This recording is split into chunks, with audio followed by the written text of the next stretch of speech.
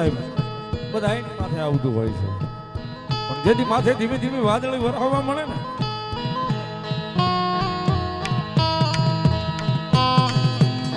એ સાહેબ હાલ તો એને કહેવાનું ન હોય,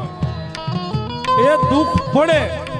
અન ભલા માણા દુઃખની વેળાએ આવીને ઊભી ન રહી જાય ને તેથી તો મારી ગઢ પાવાની પારગલી કાળજી લોકોની